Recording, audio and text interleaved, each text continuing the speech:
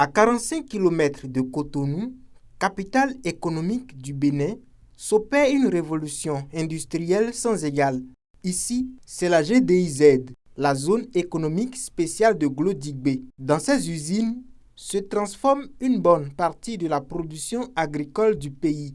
En tant qu'acteur majeur de la chaîne de financement du secteur agricole, le Fonds national de développement agricole FNDA a déployé une forte délégation conduite par son directeur général pour aller visiter la dite zone.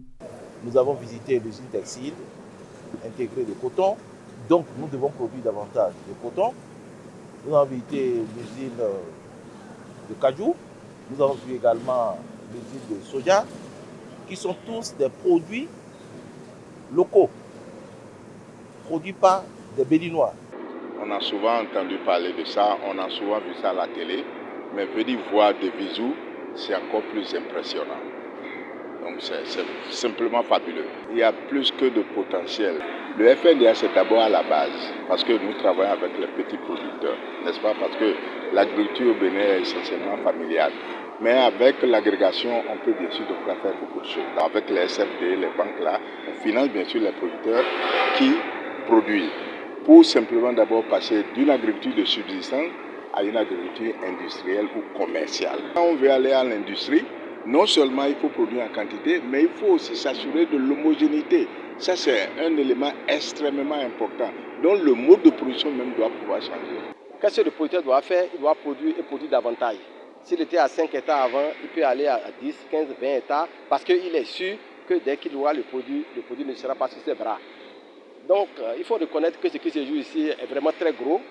Et il faut profiter vraiment de l'occasion pour remercier et féliciter le gouvernement. Produire massivement, c'est avant tout pouvoir accéder facilement au financement adapté. En cela, le FNDA et ses partenaires réitèrent leur engagement qui devrait rassurer les producteurs. Nous avons le devoir citoyen d'accompagner ces producteurs, mais par les financements adaptés et tenir compte également des saisonnalités pour pouvoir mieux les cibler.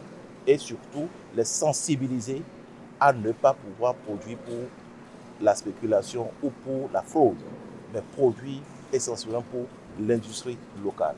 Et donc, nous sommes davantage motivés et engagés à pouvoir accompagner les producteurs locaux. On quitte ici avec une grande joie et nous allons répondre la bonne nouvelle dès que nous allons rentrer en milieu réel avec les producteurs et les organisations pour leur dire que maintenant, il n'y a plus de raison de croiser les bras.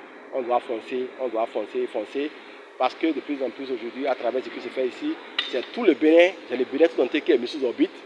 Ce n'est plus une affaire du Bénin, c'est l'affaire du Bénin, c'est l'affaire de l'Afrique, c'est l'affaire de tout le monde entier. Donc je pense que d'ici à là, les gens viendront d'ailleurs pour voir l'expérience du Bénin. En tout cas, pour sa part, le FNDA n'est pas prêt à croiser les bras pour avoir vu et touché du doigt le changement en cours sur 1600 hectares à cheval entre Glodigbé, Tori et Zé. Les membres de la délégation repartent l'esprit plein de perspectives agricoles.